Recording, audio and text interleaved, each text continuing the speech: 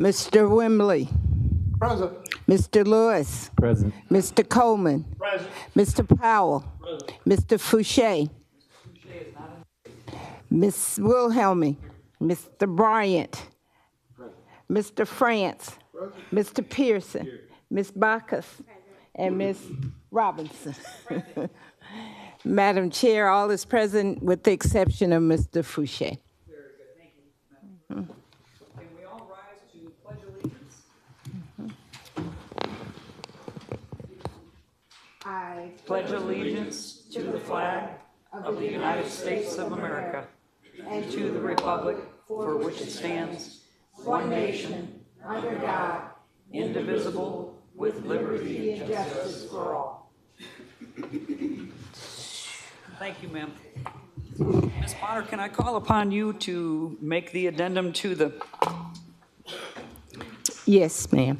We have Agenda? one addendum, item number 2, public speaker. Mr. Richard submitted his request. However, there apparently was a snafu in the clerk's office, so he got it in time. So we need to add him. Is that okay with everybody? Anybody objecting to that? Very good. Thank you, Mr. Richards. All right. If we could, let's go ahead and call you for your comments.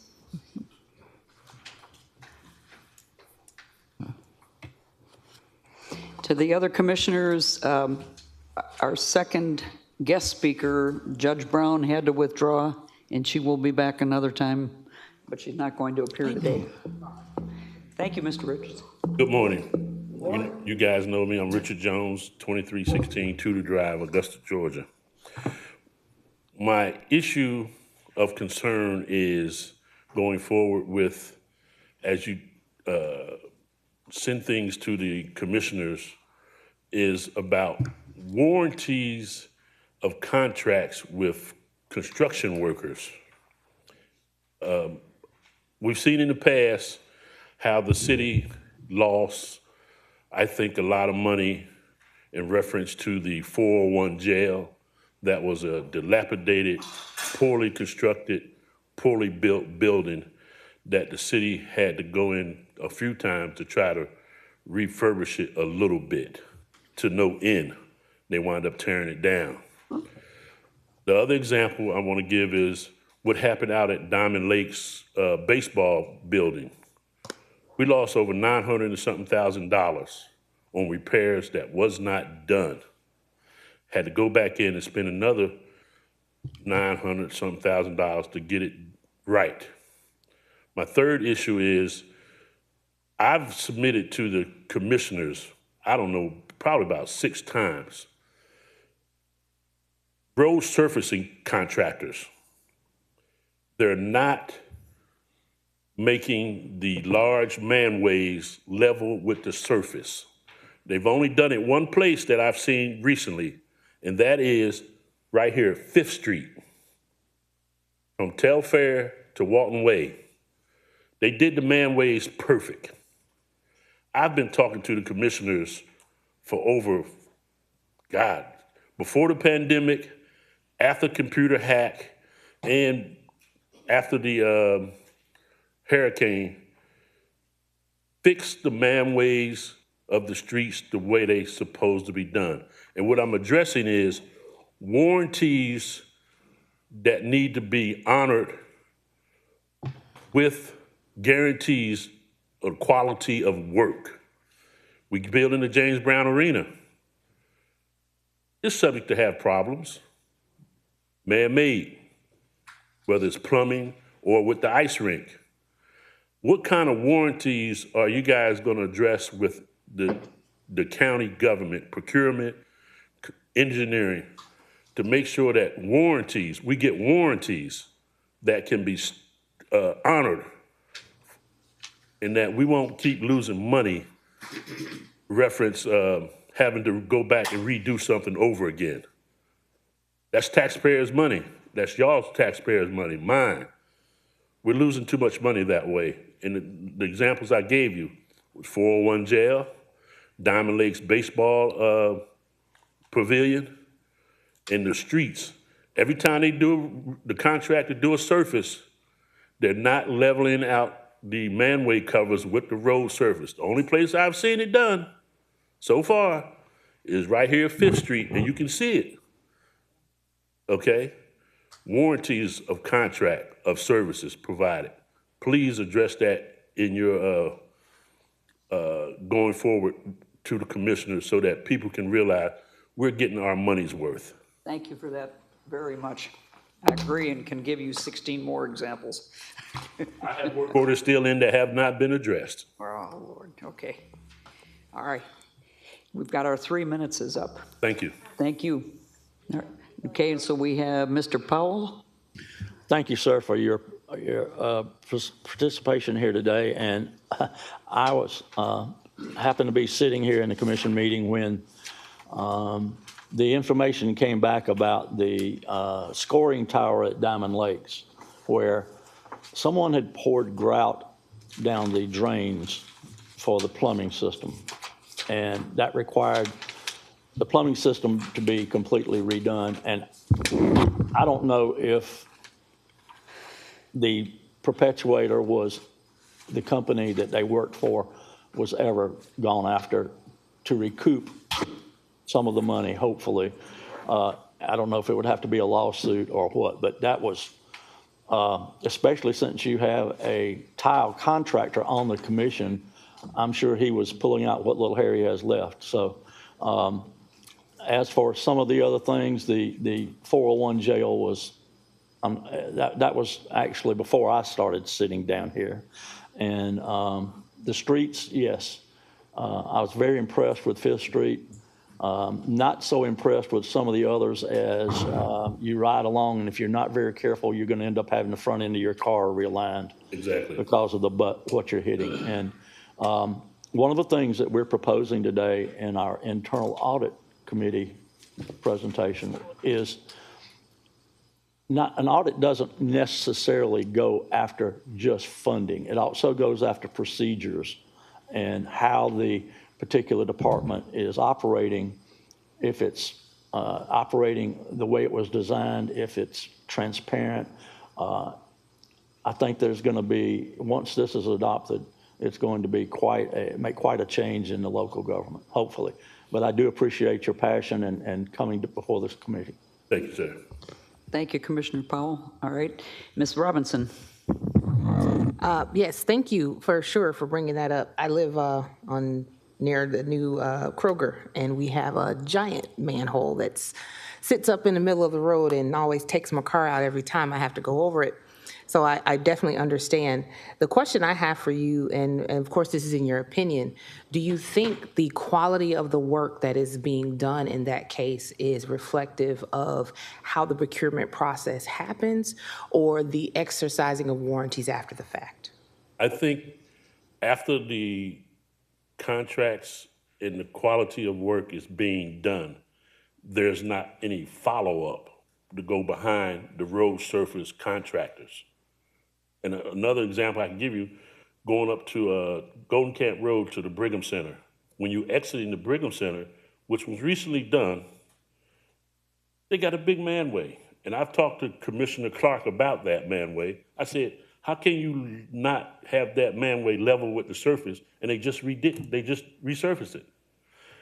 Quality of following up behind the contractors of road surfacing. They did Fifth Street great. What about the other places? And my work orders are still not being addressed. Is it the same contractor that did Fifth Street that did the other ones? I don't know. I don't know. I think Reeves did Fifth Street. Reeves is great. And who's ever doing the others, I don't know.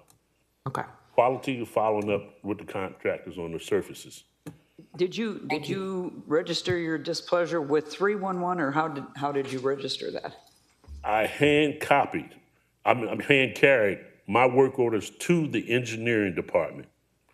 I also spoke to the commissioners before I did that. I still don't see no results, especially on, I got about maybe 7 to 10 items that has not been worked on since before the pandemic. I had to resubmit them, and I did. And I go over these places to check to see if the work is done. Has not been done. Now, budgetary, whether or not they include it in their budget, I don't know.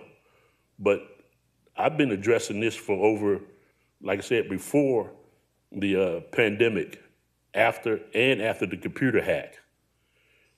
Still no results. Very good. Madam Clerk, did you have something you wanted to contribute? No, ma'am. Okay, very good. All right, Mr. Pearson was, now Mr. Wimberly's up here. Okay, Mr. Wimberly? Good morning. How you doing, sir? Finding you. Good. Bringing that to this committee, what is the results you're looking for? I'm looking for some kind of guarantees to the city, the taxpayers, of quality of work reference warranties, because if a problem develops after the work has been completed, who pays for that to get it fixed right? So you want us to somehow address that in the charter review? Yes, to Okay. going forward to the commissioners about the situations of who's going to guarantee that the work get done correctly, who's overseeing the projects.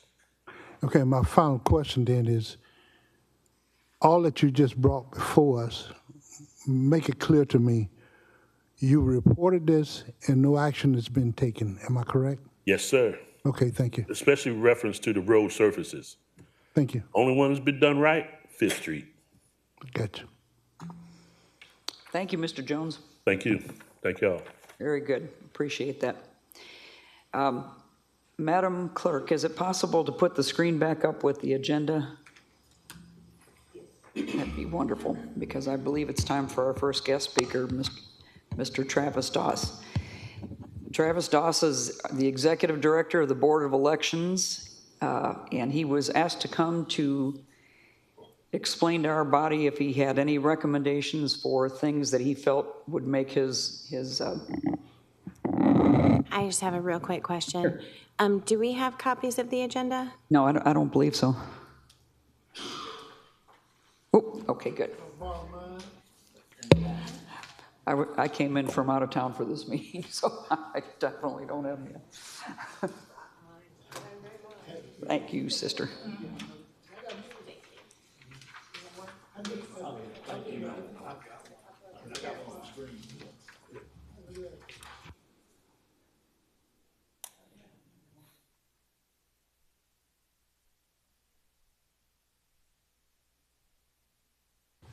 Mr. Doss, bless you for coming today. I'm glad it worked out pretty darn well. It did. Well, good morning. Thank you. Thank you to the Charter Review Committee for inviting me to speak today on behalf of the Richmond County Board of Elections. As the chairperson said, I am Travis Doss. I am the Executive Director for the Richmond County Board of Elections. I was appointed as the Director in 2022 upon the retirement of Lynn Bailey. I was previously the Assistant Director and have worked for the Board of Elections for 30 years.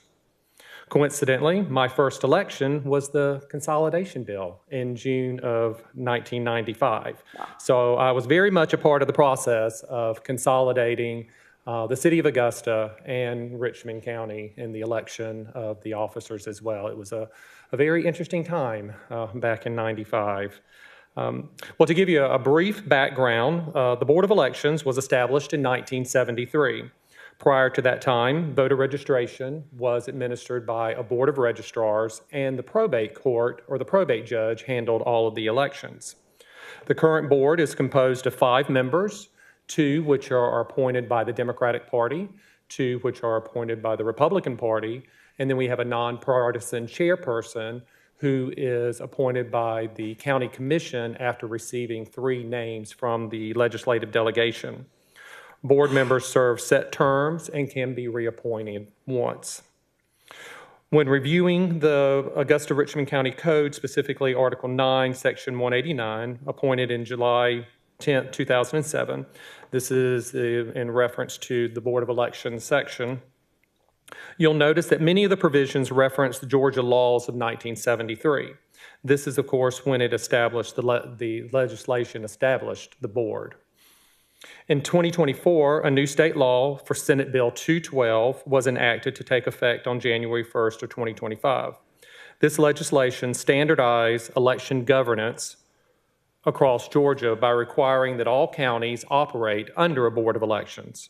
Before SB 212, some counties still utilized the hybrid structure, as I spoke of before, where they had a Board of Registrars and a probate judge. The new statutory framework is outlined in Georgia Code OCGA 21-2-40.1, which defines the creation, composition, and responsibilities of county boards of elections. Upon reviewing the local code, sections 1 through 100, upon reviewing the local code on section 1 through 100 regarding compensation, that appears to be inconsistent with current state law. Therefore, we respectfully request that this committee, with the assistance of the Carl Vinson Institute of Government, consider revising that section to read as follows. Compensation for the members of a board, employees of such board, and the election supervisor shall be fixed by each board with the approval of the governing authority of the county. Such compensation shall be paid for from county funds. The remainder of the code appears to be in line with both the current state statute and the board's establishing legislation.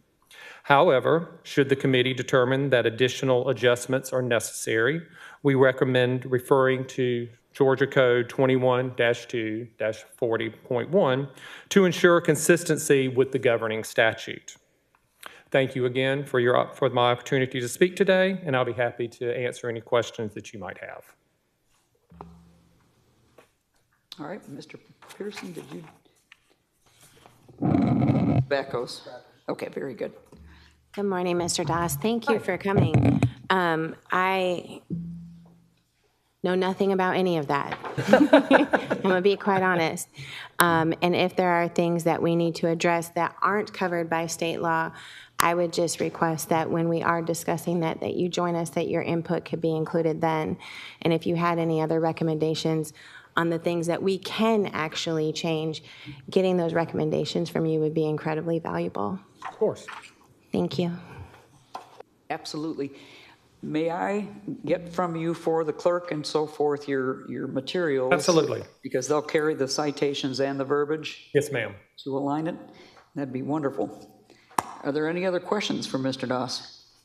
He's a busy guy these days. Actually, well, not as busy as we would like to be right now. Yeah. It's going a little slow, but we expect it to pick up a little bit, of course, as we get closer to time. So, of course, as you're all here today, don't forget, we have early and advance voting going on downstairs in the Beasley room. So we would love for you to stop by on your way in or out to take advantage of that. So I'm sure Mr. Wimberly would, if you're in District 4, would especially like you to stop by.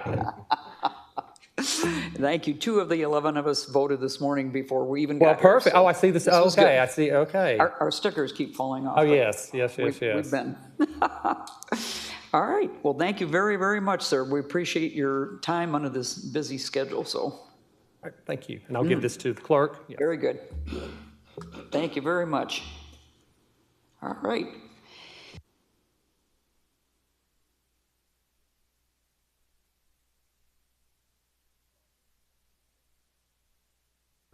All right, under old business, we're going to take up the matter of the meeting minutes of October 2nd meeting that were circulated by the clerk's office. I personally wanted to make one adjustment, and I think it's probably an autocorrect issue, was under current motion number 1, transition to county manager structure. Under the substitute motion was transition to a commission manager form of government, not management. So if we just change the word, I'm pretty sure autocorrect did that to you. Okay. It's on page 3, about 2/3 of the way down, under the substitute motion, transition to a county manager form of Form government. of government, okay.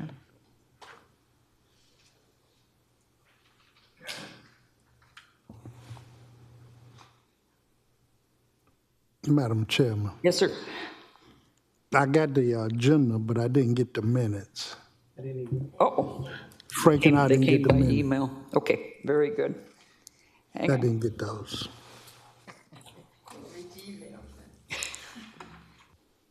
I thought I did this morning.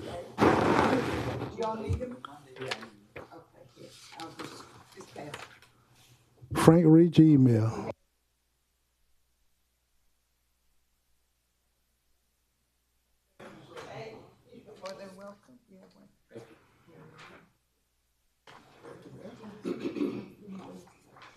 Let's go ahead and just take a moment so everyone has the opportunity to look these over.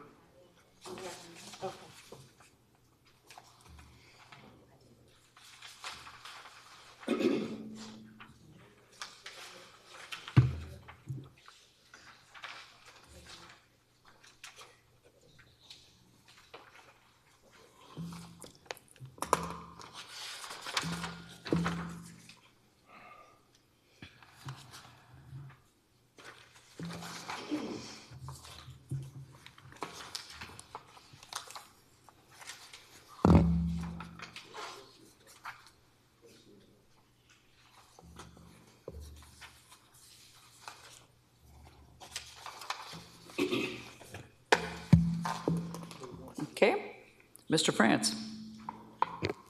Thank you, Madam Chair. Looking over these minutes, is now a good time to bring up a concern that I see on a couple of the motions? It would be. Okay. I would like to draw your attention to the substitute motion for motion number 1 that Ms. Wilhelm just mentioned about the spelling typo, saying management and manager. Excuse me.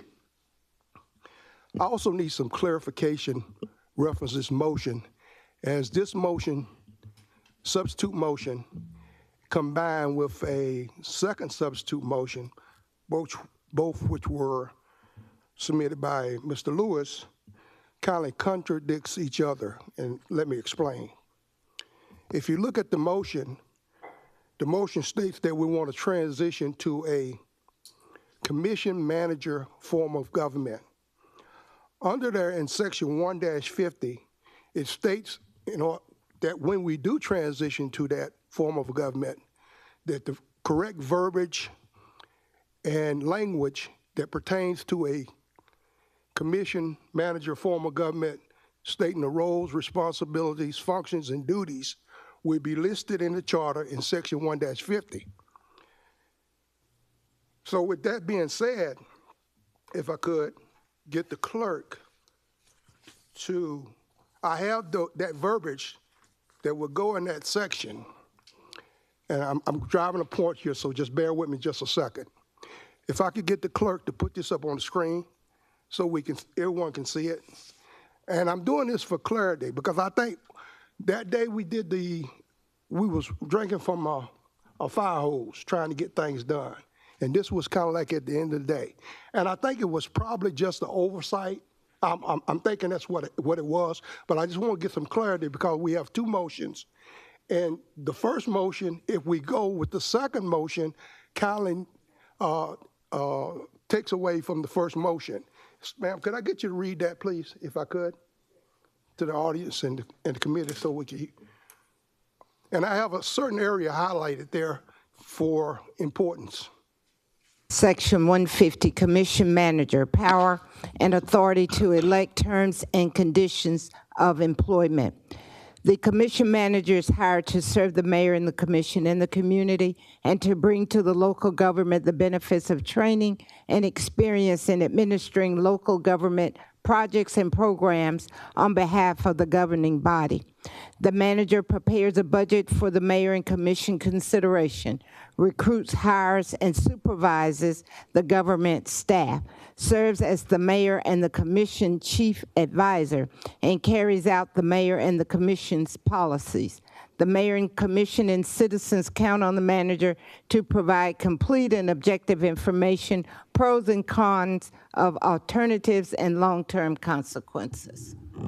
Okay, thank you, Madam Clerk, for doing that. So reason I brought this to your attention is the part I have highlighted. Because if we look at this, it really tells you the roles, responsibility, and the authority that the commission manager will have as far as hiring and firing of employees, okay, government employees and staff. So that brings me to the second substitute motion, which is substitute motion for number 2. Madam Clerk, if I could get you to read that substitute motion, please, for motion number 2. You mean that's listed on the On agenda? page 4 of the agenda, I mean, of the minutes, of the minutes, yes. page 4.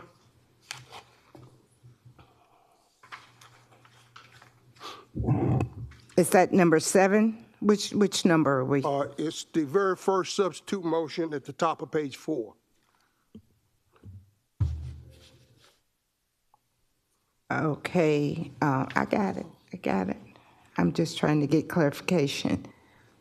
So that goes with the current motion number 2, right? Correct. Okay, all right. The substitute motion to that was managerial authority over department heads. Be it further moved, the county manager shall report directly to the commission, which includes the mayor, and be granted the authority to appoint and remove department heads. All appointments and removals must comply with established human resource policies, performance standards, and any procedural framework adopted by the ordinance or resolution. So, Madam Chair, so based on that, what I need clarity on is, number 1, if all is true in substitute motion number 1, why do we even have a substitute motion number 2?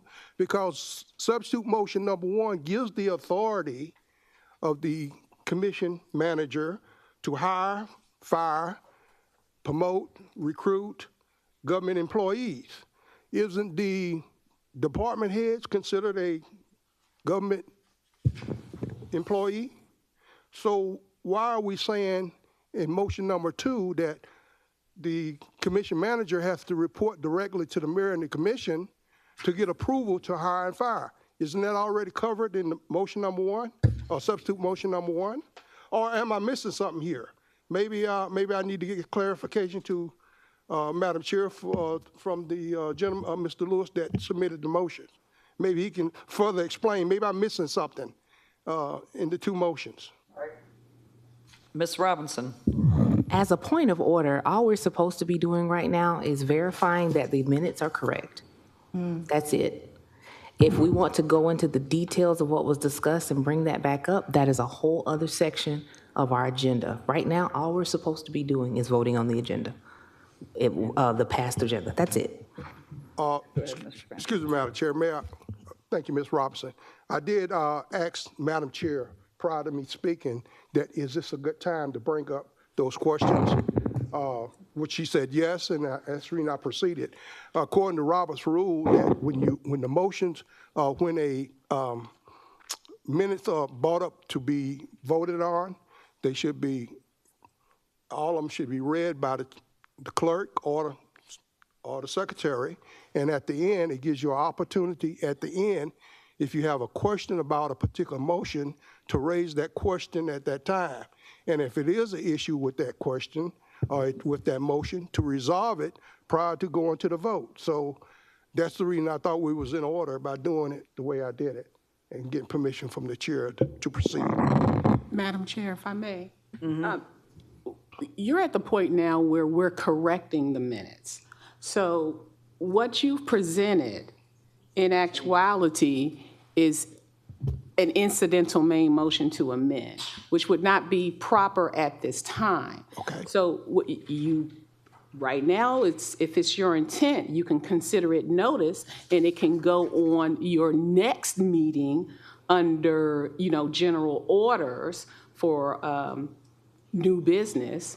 But right now, your statements should be corrections to the minutes. So the motions you voted on, they were approved. So any change to that motion and what you presented here, again, in actuality, is it's an incidental main motion to amend something that has previously been adopted. And that is the way to properly handle this. Madam Chair, may I respond, please? thank you for the clarification, but I think that's the reason I brought up the question. It may not be anything to change. I just need further clarification on the two motions that were made and why one was made after the other. It may not be anything to change. It may be a simple explanation to why it was done. So that's all I'm asking for. Okay, Mr. Lewis? I was with Ms. Shep, Ms. Robinson. We at the point of just approving the minutes. Okay. Okay, Ms. Bacos? I don't want to get into a whole conversation about this, so I'm not trying to start that. But I don't know where you even got this from, because we don't have a commission manager. That's not what we voted on. We voted on a city manager. And in doing that, we had to break down the roles and responsibilities, because that can vary between jurisdictions. And so I think that's why you have the two separate motions, just for clarity. Because this isn't, I don't even know where this came from, the section 1-50, because we currently don't have that, so it's not in our charter, and we don't necessarily have to go by what everybody else does. Madam Chair, may I respond again, please? You may. It's right on page 3, the substitute motion that we just read reads commission manager.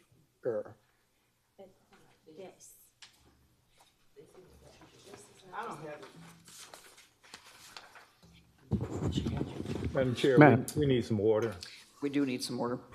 Madam Chair, if I may, You may. I brought it to the attention of the body that there is a concern, and whatever the proper method is to rectify this concern, I just want to be on record to say that I think we need to rectify this. It brings me, and the reason I say that, because on the resolution, ever since I've been a member of this body, there's one particular section in that resolution that everybody keeps rolling back to because people don't understand the terminology. And I think that's one of the issues we have right here, right now, that we need to resolve this, make sure the language is correct and the intent is correct for what we are doing, so we won't have any problems down the road of what was said and what was actually intended. Okay, thank you, Madam Chair. So to that very point, I put it on the top of the docket for this afternoon's working session, and also under probably old business, Ms. McCain? Old business on the 30th? Well, you put it under new business business. as a general order. All right. And again, it will be a motion to amend something previously adopted. Okay, very good. Mr. France, if that's acceptable, we'll proceed that way. All right, and Ms. Robinson. For the information that is now being presented here, where did that come from? I think that's the confusion, because this verbiage that is currently on the screen is not in our minutes. So we're trying to I would like to understand where this came from. Madam Chair, if I may respond to Ms. Robinson. And Madam Chair, if I can interject here, again, this discussion is not germane to the topics on this agenda. So if you all can reserve your comments regarding Mr. Francis' presentation to when it's actually on the agenda, then at your next meeting, that would be the proper order. All right, will everybody accept that then? Okay, Mr. Bryant calls for the question. Cast your votes on these minutes. And we will deal, I'm sorry? I need a motion. I'm sorry, pardon me. I was in the queue to do that. Second. Yeah. Ms. Backus. Both of them.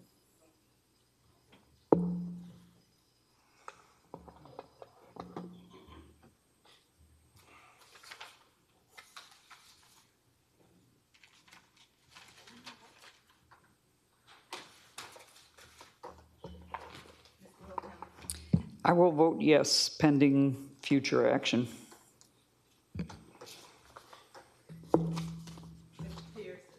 No. That motion, I'm That motion carries 8-2 with Mr. Pearson and Mr. France voting no. Mr. Fouché out. Okay, thank you, ma'am. Can I call upon Mr. Powell? Wait, we still have people in the queue. Mr. Lewis had something. Yes, Madam me. Chair, I would like to make a statement here. When we address the person's mindset, please don't assume what somebody's thinking or feeling. Any speaker that has, because I was well aware of what I was voting for last week. Thank you, sir. Okay, and we have Ms. Backus. Attorney McLean, if you could just explain real quick, when we're voting to approve the minutes, that is just voting on what factually happened at the last meeting, not saying that you agree or disagree with anything that occurred, but just stating the facts, correct? You're just voting on corrections to the minutes. In actuality, you do not have to actually vote on the minutes. They're just, you can approve it, by unanimous consent. Your minutes can be approved 10 years from now. You can make changes to your minutes at any time.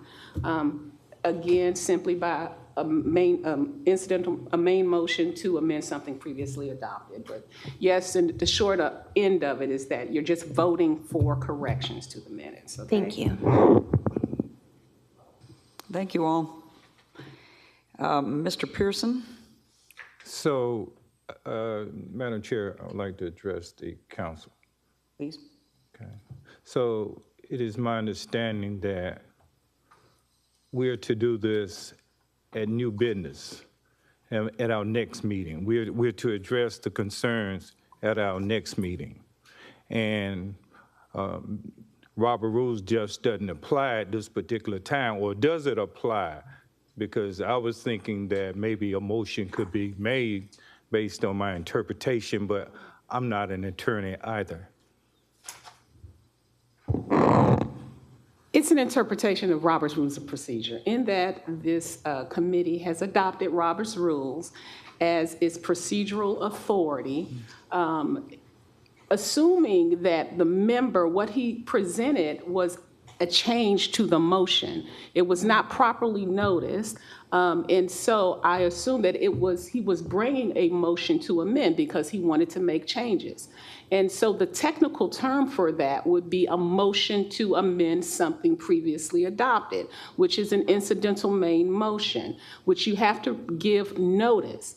And in this body, because this matter was not placed on the agenda, you would have to give notice. And under that motion, per that motion, you would also need to give the body notice. And that's why I said it would come back under new business as a general order.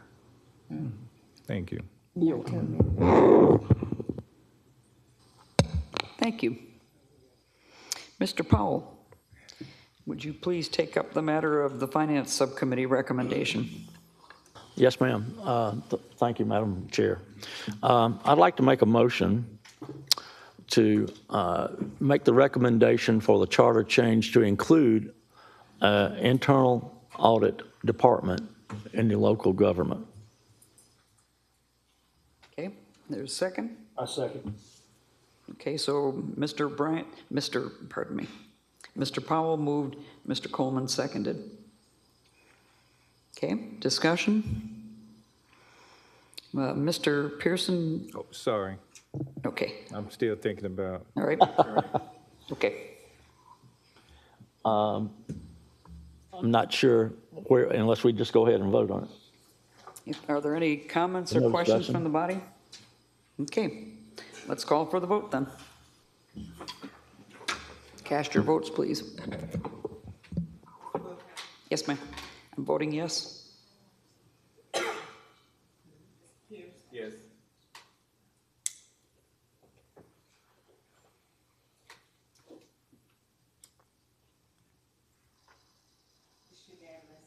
Thank you. Thank you all. All right, moving on to new business. Carl Vinson, if you, because we're going to lose a member to a meeting here shortly, are we able to discuss the ethics and transparency piece first, and then we'll move into the other sections? Thank you. Thank you. As always, it is a pleasure to be with you all. Here's some of the issues that we want to highlight today is that the core issues that need to be addressed in the charter are, one, requirements for a code of ethics, if that's the desire of, and it appears to be the desire.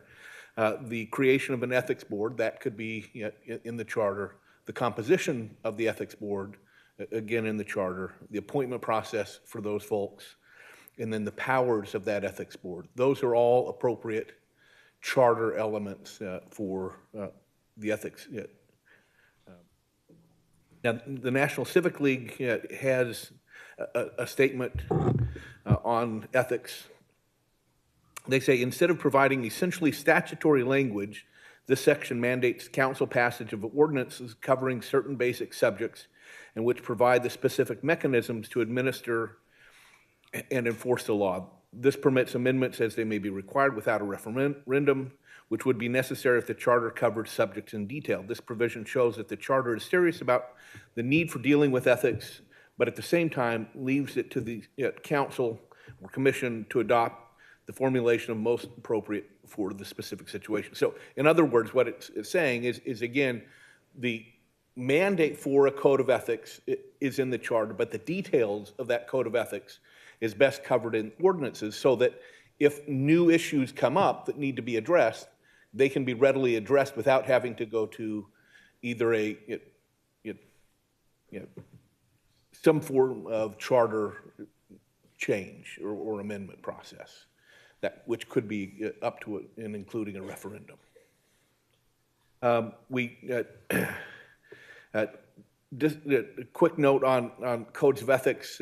They can include lots and lots of things. Some of the things that are most common are around hiring of relatives, acting in an official capacity on matters affecting a prior employee, accepting outside employment while in office, campaign donations.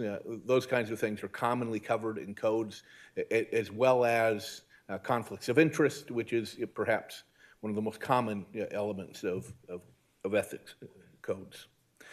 We took the opportunity to look at all cities, over 50,000 people across Georgia, as well as counties, over 100,000 people, and about 86% of those have a formal code of ethics. And when it comes to having an ethics review board,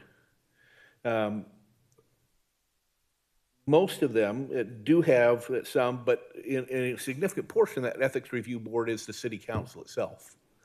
And so I think one of the things that y'all are focused on is having a different body, and I think that is wholly appropriate and kind of within the institutional norms across government.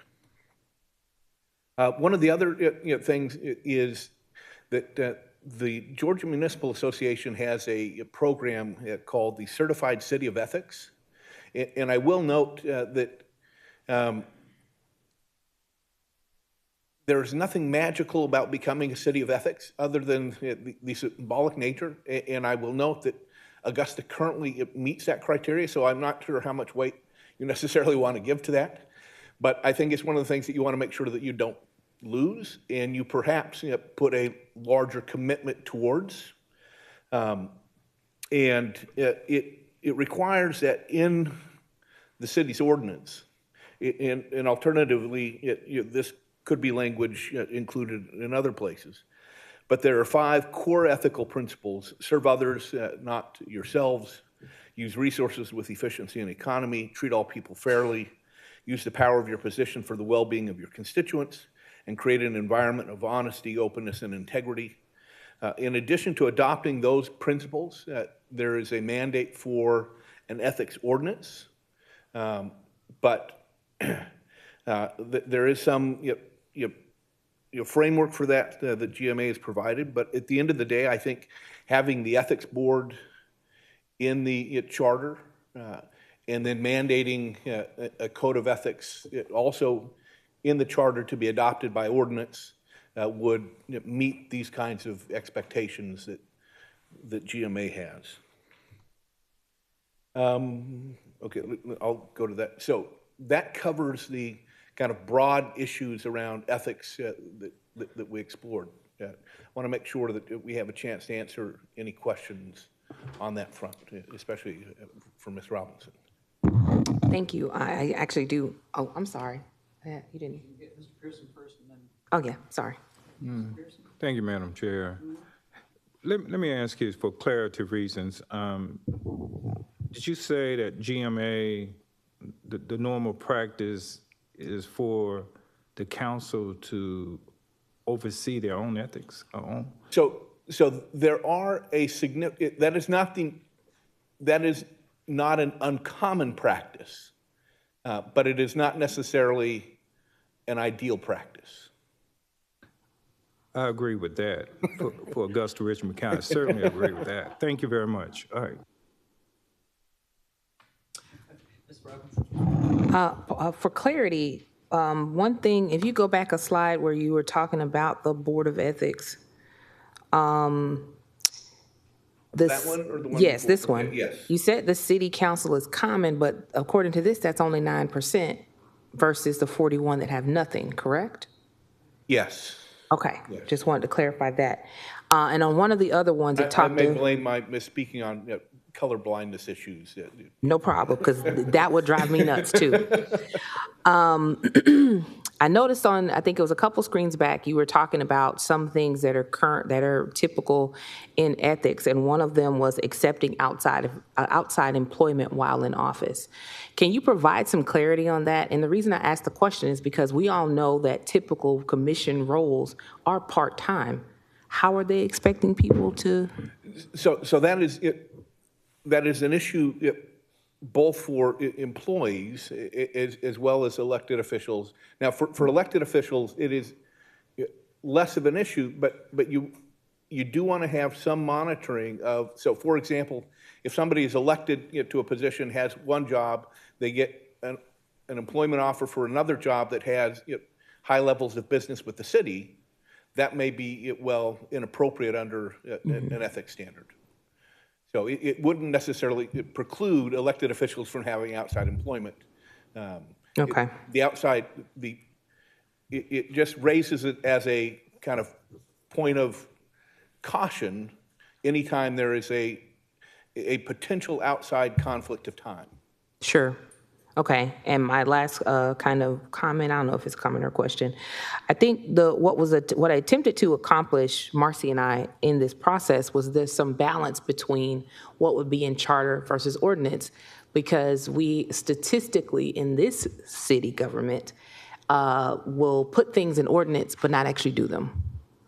We have things in charter that aren't actually done either. So it's like, how do we hold feet to the fire, because we consistently have issues that end up being the problem of the people, and our elected officials just go home at the end of the day. Yeah, and you raise a really kind of interesting challenge in this entire process, right? Because as you all have seen, there have been a variety of things that you have looked at the charter and you went, wait, it says we should be doing X and we've been doing Y. And creating an institutional structure that would enforce that, it's a challenging feature, because how do you create a watchdog?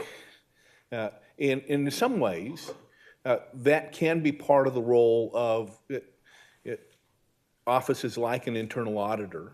They can be monitoring some of those kinds of things. So that's one of those watchdog pieces that can be helpful.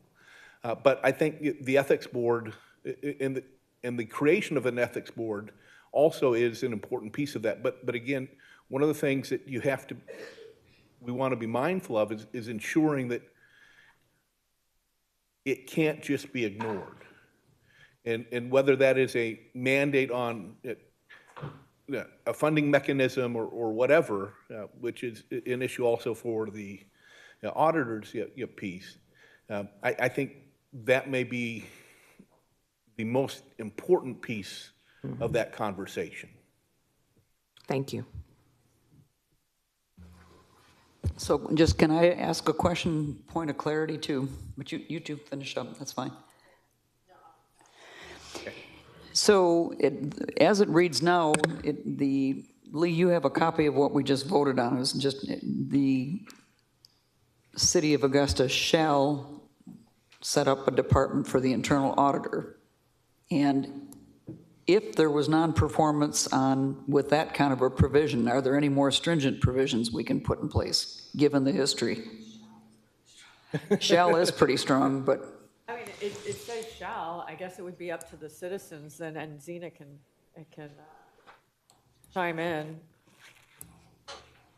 to bring something if We I have don't know many what provisions in the standing existing have. charter that have not been enforced, and so we're sitting here saying, this is great, we put it in there, we use shall, but yet no lightning bolt is coming from heaven to enforce it either, so I guess that's the question.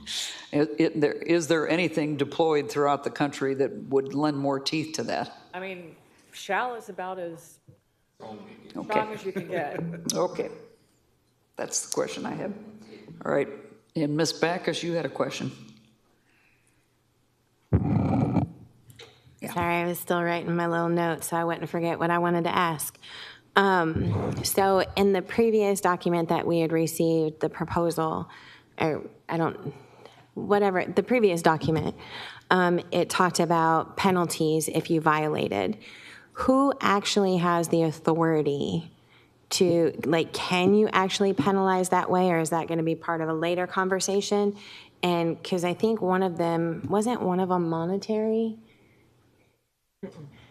So who has the authority to actually, do the penalty? Like a judge can say, you are being sentenced to this. So who has that authority? Would some of the violations not already go through HR? And then on the ethics board, is there normally somebody from the judicial branch incorporated into that board? I'm going to defer it to council. I'm trying to get an understanding. Are you speaking of this ethics topic, and where is it? Is there something written? Because I don't have it in front of me. So a few meetings ago, there was a proposal put forth on an ethics board, among other items. It was a full suite ethics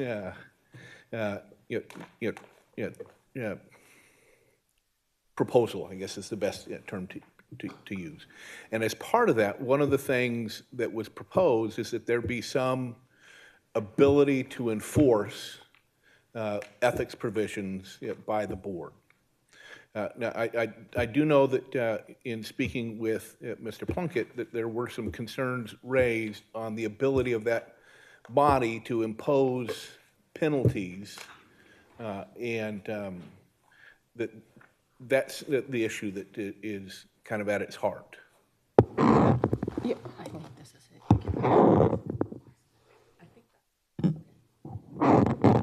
it. Is this it? I can't see that. Presented September 4th. If you can, I need to talk to Right. Need some of them glasses. I would show Sheffy that one because I was in California when this happened, but. Just so I can give it to her to look at it, or unless you have a copy. Is this one it? No. Okay. I don't know who this came from. Well, I will certainly get it later, but I would comment that based on my reading and understanding. Oh, your microphone. My reading and understanding of a lot of ethics ordinances from other counties or cities, the penalty tends to be more along the lines of a censure. So if you're looking for criminal penalties, did I hear that? I don't think that's going to happen. Also understand that the way the ethics codes are written, and under the law, when you talk about ethics, it's not mandatory. It's like you have an option. Usually the ordinances read, should do this, should do that. Most ethics policies that I read, it's never mandatory.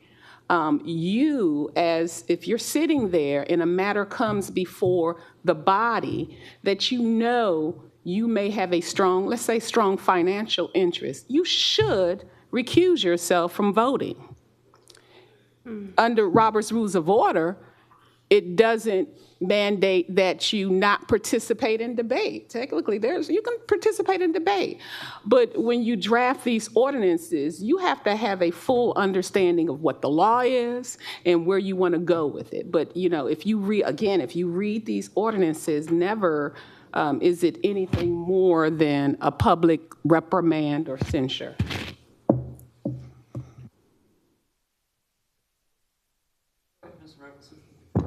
Just to provide some clarity to catch you up, I did talk to, because there are several versions that have gone out. The last version, when we discussed it, we talked about appellate processes. And I did talk to Attorney Plunkett, and he said the body, based on law, cannot actually levy the punishment, but they can recommend the punishment to the commission, and the commission would then have to enforce it.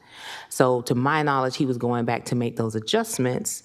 And yes, it was censure. It wasn't anything criminal unless criminal had to be a part of it, but the ethics board wouldn't handle that. They'd call our sheriff for that. So yeah, it was along those lines, and then an appellate process was included, and he was supposed to make those adjustments. I don't know if he did, or if that got to you guys at Carl Vinson, but we did make substantial corrections around that type of information. Okay. And also, somewhere I recall reading recently, Mr. Todd in a public hearing had mentioned that he thought that ethics panel ought to have subpoena power. Somewhere in the legal documents, that is a lingering question, whether that's even possible. I think that's a question that we'll have to consult with counsel to get clarity. But I don't want to speak for her, but I'm going to guess that she will probably say, I need some time to think about it. All right. Okay, Mr. Powell. For a point of historic compliance, there was two sitting commissioners about 7 years ago who were, through subcontractors, doing business with the city, and both of them were reprimanded and slapped on the wrist. That's what has happened that I have seen in the public. That's the only two that I can remember, 7 or 8 years. There was really nothing other than saying don't do that again. And I think both of the sitting commissioners at that time had, and one still has for sure, a large business in this city doing multiple subcontracts through general contractors, and probably never even thought about doing business with the city as a ethics issue. So. Okay, Ms. Backus? Just to follow up on my question, is there normally somebody from HR and the judicial branch on an ethics board? Because I just know what I feel can be very different from what is legal. You know what I mean? So I think that's an important addition to have when guiding, like even in this conversation. Thank you, Attorney McLean, and y'all for like, okay, no, legal, this is where we're at. And so I think feelings and passion and all of that can interfere. So is that common on ethics boards, or do you not really know? And I would just suggest moving forward, if we do go forward with this, that somebody from HR who's knowledgeable about those procedures and policies, and then also the judicial branch be included in that board. This is not to say that this is everything across the state. I will say I have not seen someone from the judiciary on an ethics board. I have not seen people from HR on it.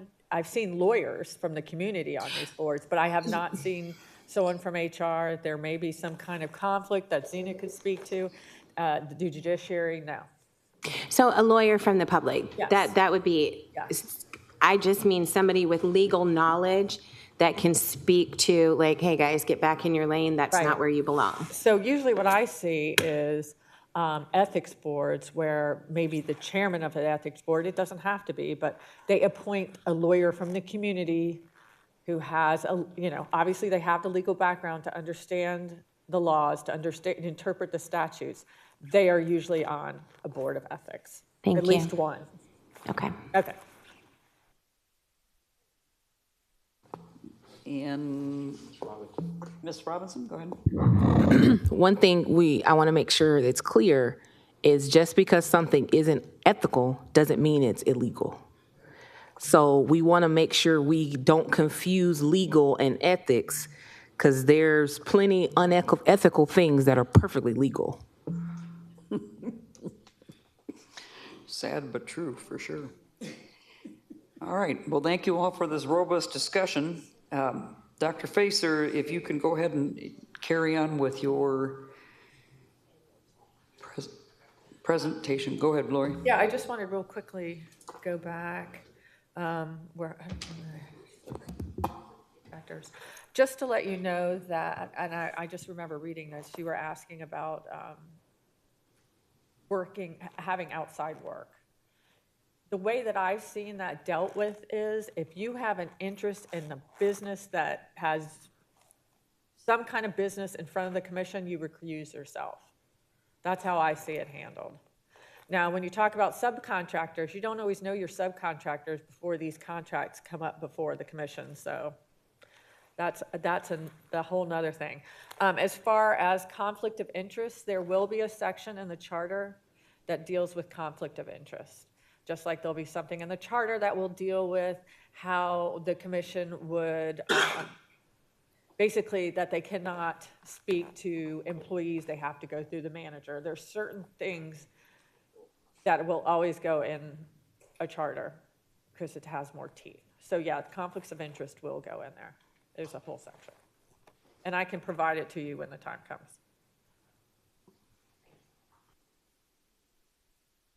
Okay, Dr. Facer, we'll move on to your presentation on the Miss Macy Lane's, if you're done with that topic. Yep. Okay. Yes, we are. So if you can describe Macy Lane working on the part-time portions. Also, does the rest of this body know that they had a series of graduate students that were farmed out to do all that? Can you share that with them so they know? Sure.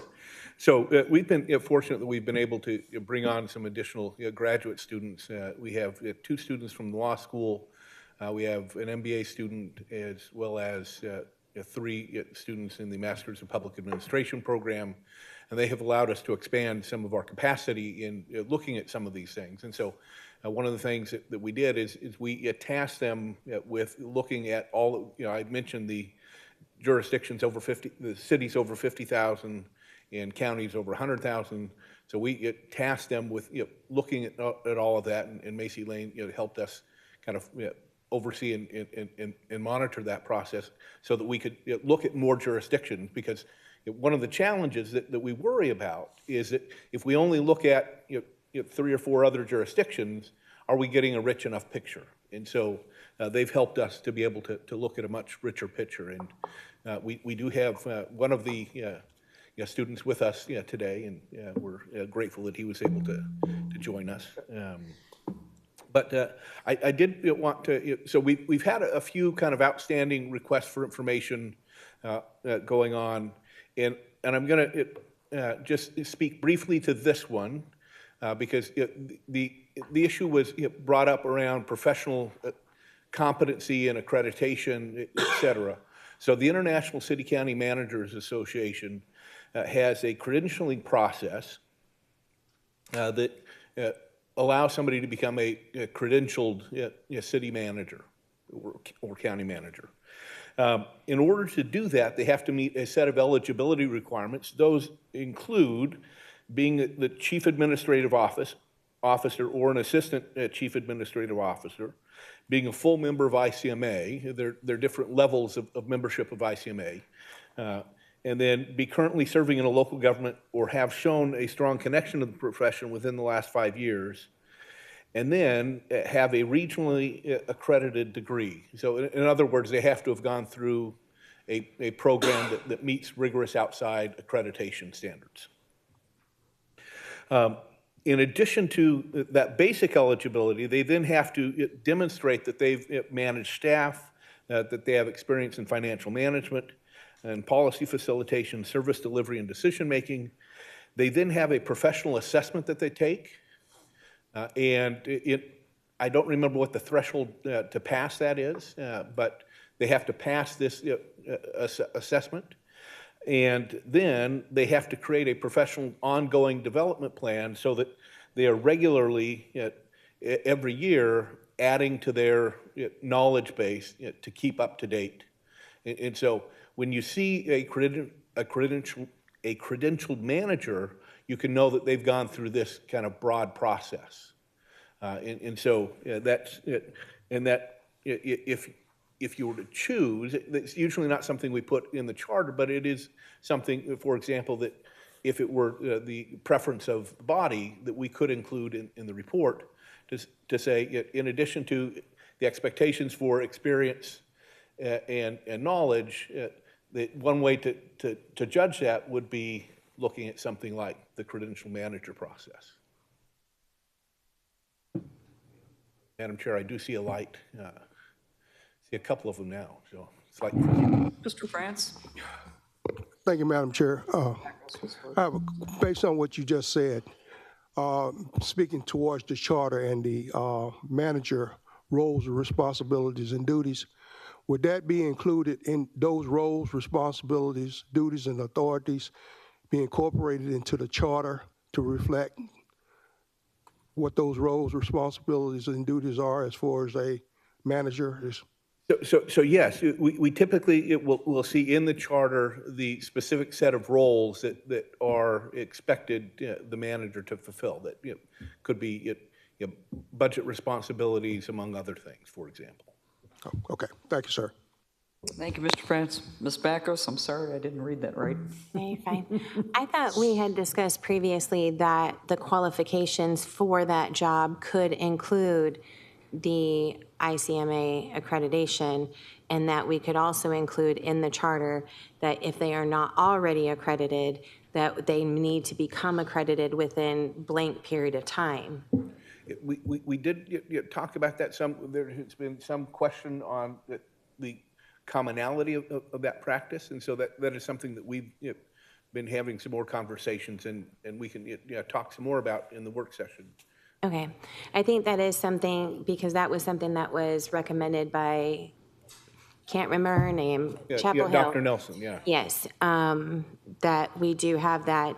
And then also, if we can get a good idea of the time frame, if we can put that into the charter, a good idea of the time frame that's reasonable for somebody to have to become accredited, so that we can include that as well, if we're able to. Very good.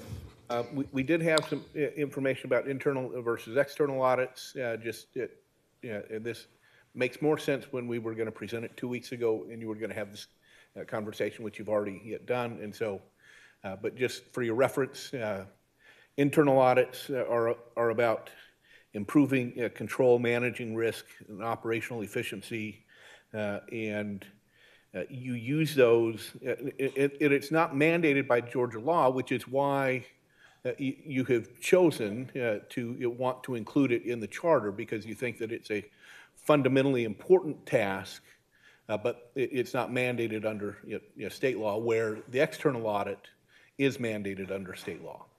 So, and then just to let you know that it is common for these jurisdictions to have an internal audit function.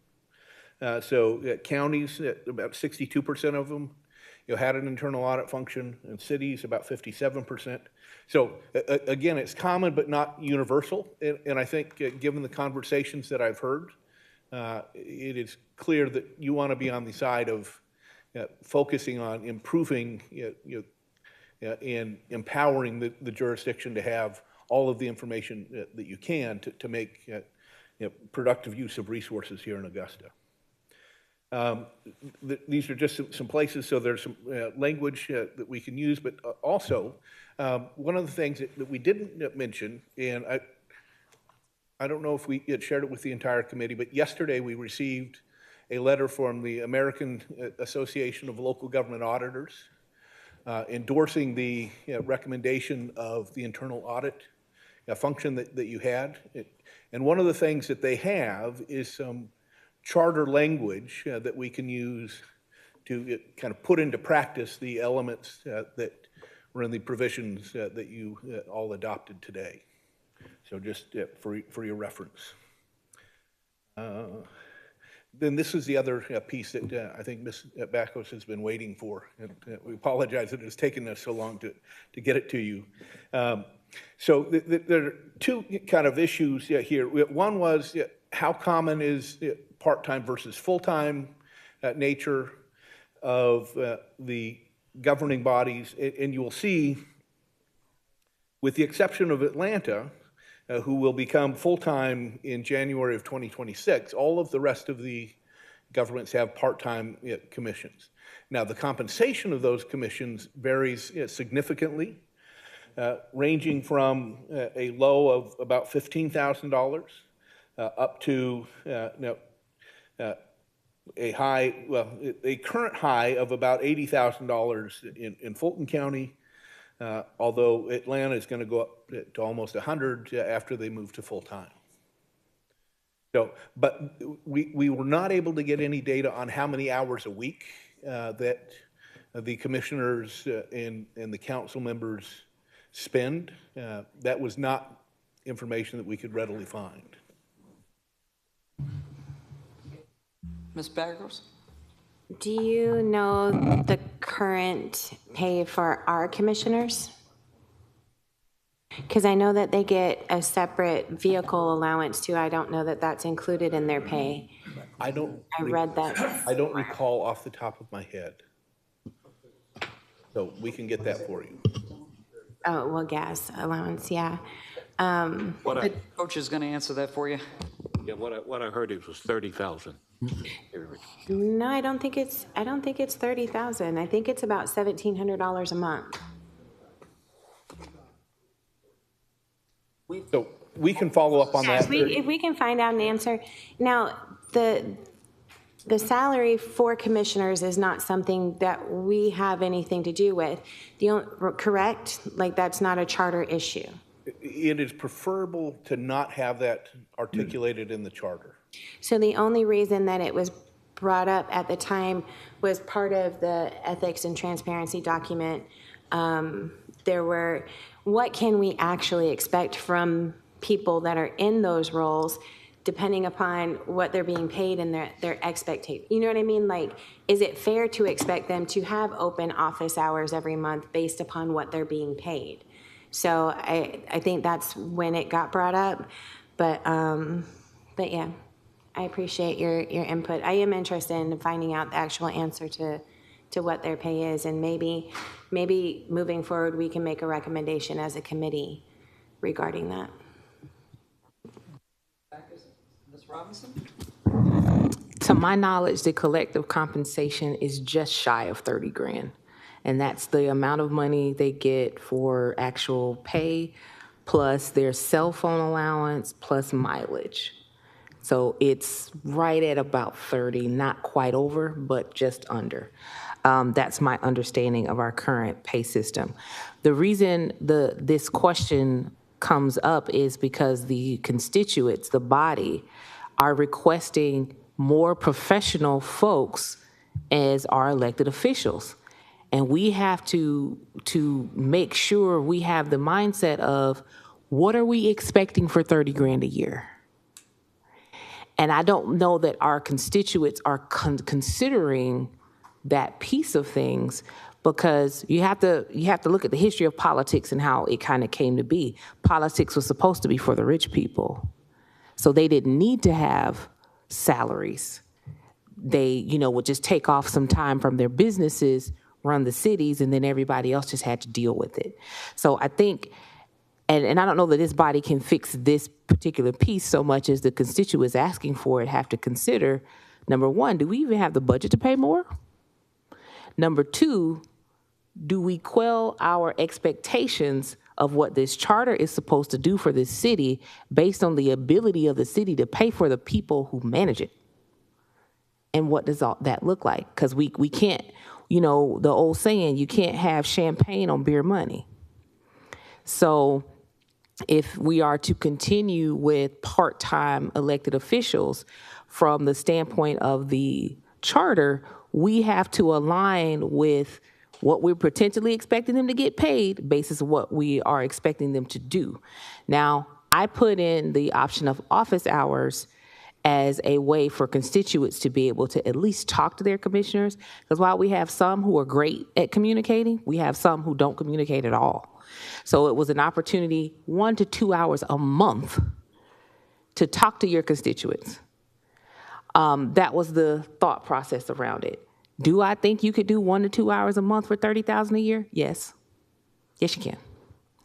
So as we go through this process and we figure out between the roles and responsibilities of the city manager, we also have to account what we're expecting the mayor to do, as well as how we're expecting commissioners to interact with constituents, because that's what they're here for. They're supposed to be representatives. But what does that mean? And I don't know that we have a clear definition of that in the charter, or if it even goes in the charter. So those are the considerations we have to process. Thank you. Thank you, Ms. Robinson. Okay, Mr. Coleman. Oh, pardon me, Mr. Pearson first. Thank you, Madam Chair. I don't know anything about internal audits, okay?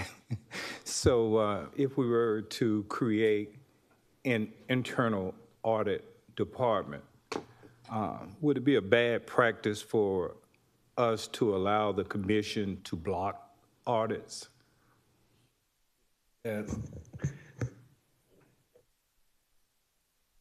You want me to repeat it? Well, I'm trying to think how to phrase my response. It is never a good idea for an elected body to be blocking audits. Okay. It is bad form on a whole host of. So is there something that we can put within the charter to prevent that? Typically, there's generally an internal or an audit committee that oversees the auditing, and they have the ability to act autonomously without approval from the full commission. Now, there are often a couple of members of the commission on there, as well as some other folks, and so the charter would articulate the independence of that audit committee and their ability to act and to direct the internal auditor without interference from the commission. So yes, that can and will be addressed. Thank you. Thank you, Mr. Pearson. Now, Mr. Coleman. I just want to talk a little bit about the salaries. I know that really doesn't come before us, but I want everybody to keep in mind that your pool of candidates for commissioners, I don't want to handicap any older retired individuals that happen to be on Social Security, because I know if you make more than like $24,000 a year, Social Security will take back $1 for every $2 you make. And I believe in a lot of incidents that the reason the pay is lower is they don't want to isolate your retired employees on Social Security and financially damage them. Thank you. Thank you, Mr. Coleman. Mr. Pearson? Or wait, you're all set, huh? Yeah, Coach. that's short, Buzz. Thank you. Coach Bryant? Well, it's been my experience in talking to elected officials over the years that serve in a part-time capacity that they don't do it for the pay. A lot of times you hear the term public servant, and they do it as a service and for their community and what they do. I don't think the money is the issue. I really don't. I think people serve because they want to serve and to be in public office and want to make a difference. And I think that's why you see mostly everybody except Atlanta in January 2026 going to a full-time position. Most of our commissioners have other jobs or have other entities or are retired. So I think people accept that as this is a public servant job, not necessarily a job where I'm gonna make loads and loads of money. That's my take on it. So I think when we get into trying to mandate or dictate office hours or listen to the public, because the commissioners I talk to their constituents all the time, maybe even ducking their phones because they get so many calls from their constituents at times. But I think it's the nature of the beast of what we're dealing with when we deal with governmental positions. I think it's interesting now as we go through a national shutdown that our senators and congressmen are still getting paid and getting paid big time money. So with that, I just would accept that people that serve in Augusta are public servants, and they serve to be good citizens and to be representative of our community. Thank you, Coach. Ms. Backus? Just to follow up on that, first, in response about the Social Security, I believe that the limit is $1,200 a month before they start taking away from that. So it's actually less than what they're being paid right now. And I do agree, our elected officials are public servants, but they still have mortgages. They still have to pay rent or, car payments and everything else. And what we do is we severely limit who can participate in that role if we are not paying them anywhere near a living wage. What we have on our commission right now is retirees, business owners, or one that runs a nonprofit or I think Ms. Pulliam is a real estate agent. I don't think she has her own business per se, but people that can be more flexible with their schedules or don't need the money. And so what we've heard at a lot of our town halls is we need some younger people up on the commission too. How do you do that? If they're raising a family, they can't take off from work every time there's another special called meeting or every single Tuesday all day long. Plus, on top of that, expecting them to answer calls from constituents and show up to town hall meeting. Like, what are we actually expecting for the money that they're getting? It's okay to be a public servant and also be paid to do that job.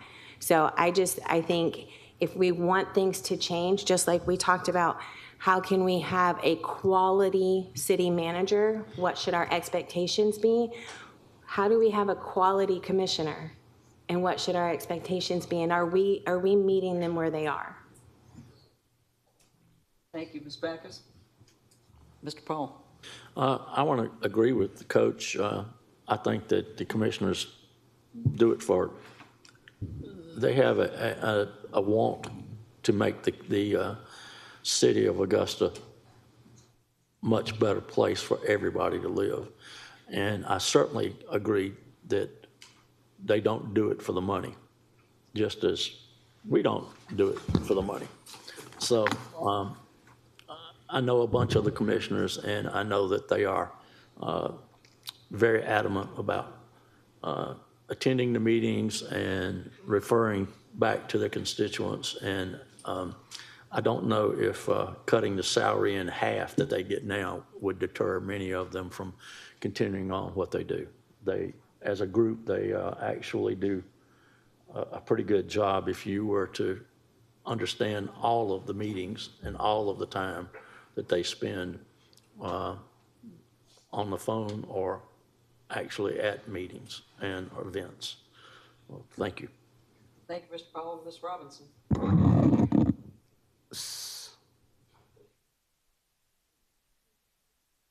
Go from the bottom. Yeah, so if we take money out of the conversation, and let's just do that. Let's take money out of the conversation. We know people don't do this for the money, but we have to still look at what is expected. Anybody that's expected to take off an entire Tuesday and sit here all day in executive session, because that's usually what's going on, all day, how many people with a full-time job are able to do that? Even in this current body up here, I believe I'm probably the only one up here that has a full-time job. And the only reason I have the flexibility to do this is because I'm her. Most people don't, however, have that flexibility, however their professional lives work. And all I want us to be is just to be considerate of what are we expecting. It doesn't have to be the money. What are we expecting our commissioners to do? Because a lot of times, and even in the town halls, We have constituents upset at us for certain things commissioners aren't doing. But are we clear on what commissioners are supposed to be doing? And do we have the right things in place for that to happen? At one point in time, commission meetings used to be in the afternoons. And at that point, you had more folks that had full-time jobs that were able to attend the meetings, that were able to be more engaged. When commission meetings moved into the middle of the workday, you get empty chamber. So are we looking at the makeup of the city of Augusta and addressing the needs of the people where they are, or are we placating to the same old how we keep people out of politics? We have meetings while they're at work. We make the days and processes long and tedious so that our younger people are disengaged and our working class. And with that, I will bid you guys good day because I have to go to my full-time job. Thank you, Mr. Robinson. Safe travel, sister. All righty, Mr. Wimberly. I'm here to defend Social Security.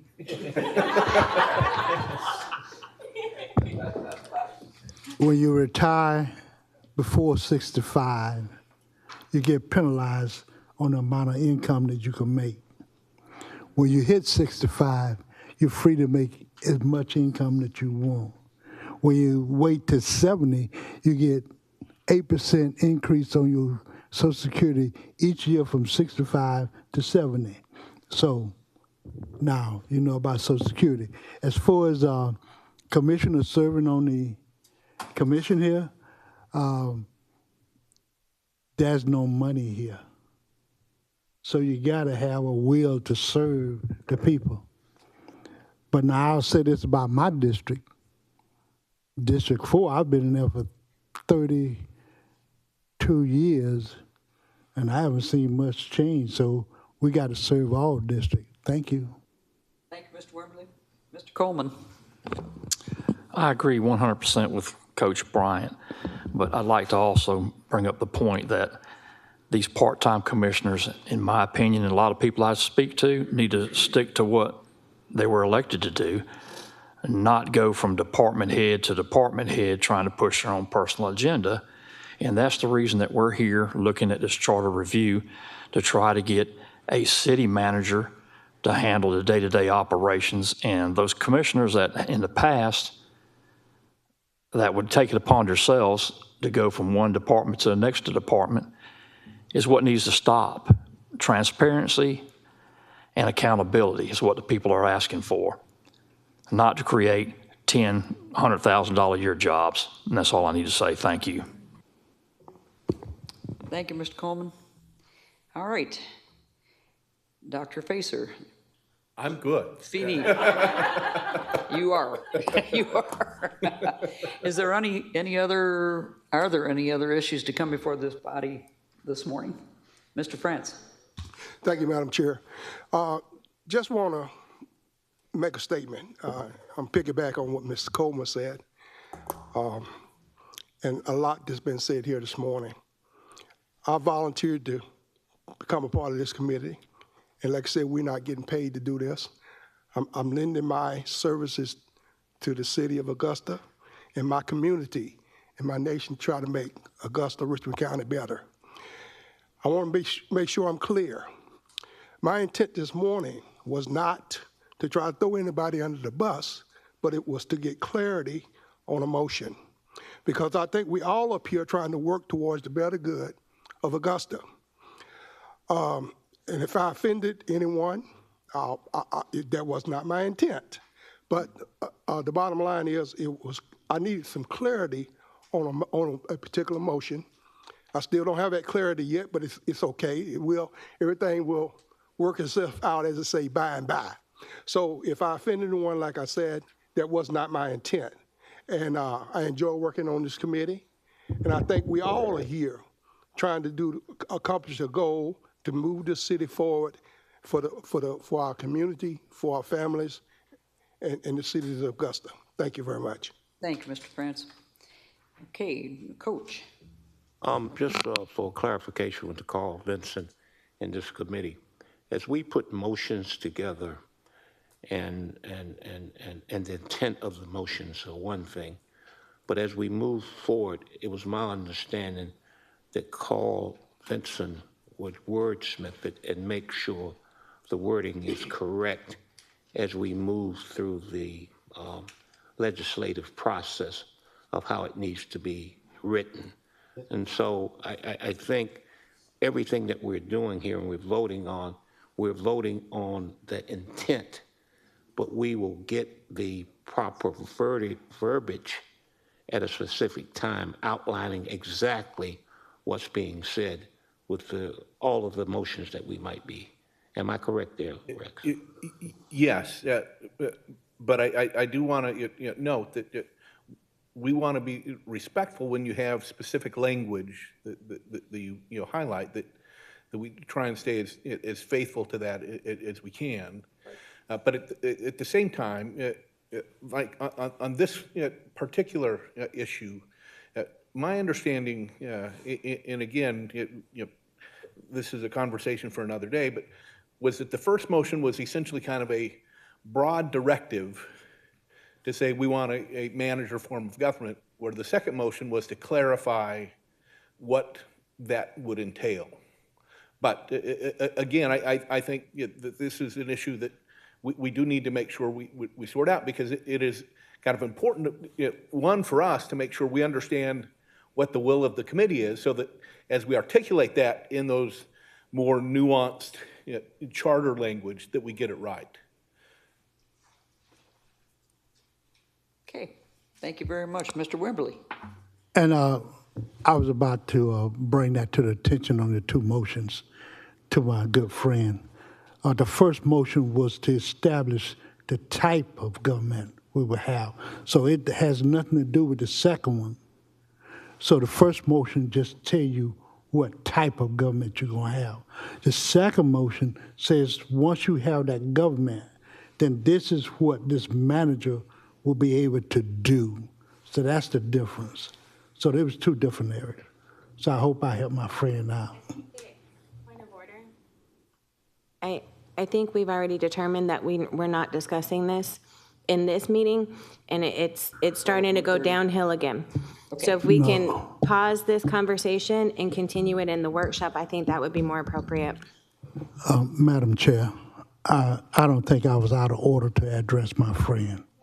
Thank you. Mr. Wimberly, just to clarify, I didn't mean you personally. I just meant we're beginning the whole conversation about it again, and I was just trying to pump the brakes, that's all. Okay, we're good. Thank you. Madam Chair, if I can chime in, and yes, just to make you all aware that in the event this happens in the future, what you can do, Ms. Backus, is simply call for the orders of the day, and then the chair would have to stick to the agenda and move it on. So that's a procedural way to handle matters like this. Just call for the orders of the day. Okay. Coach Bryant? One of the things, I consider myself an optimist, and I'm very excited about what has been taking place, especially over the last month with this committee. I think where we're headed is in the right direction, and it's about charter review. And I think we will come out of this recommending a stronger charter and a stronger form of government than we currently have.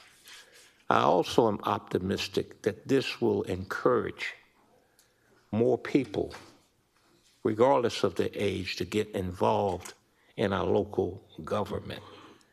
I think what we did 30 years ago is 30 years ago, but what we do over the next 30 years is going to be very, very important.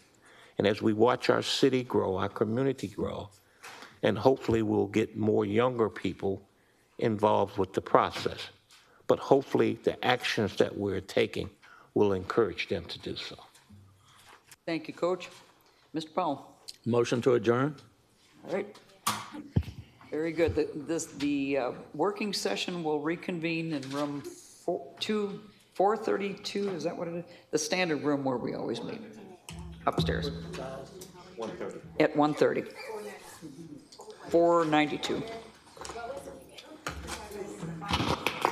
I'm going to compress it real tight. for just so we can, everybody can look in each other's eyes, because then we're going to.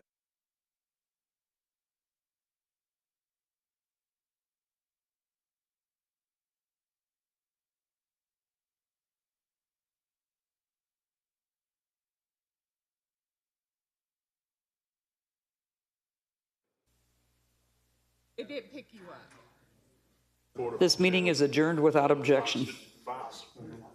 Thank you.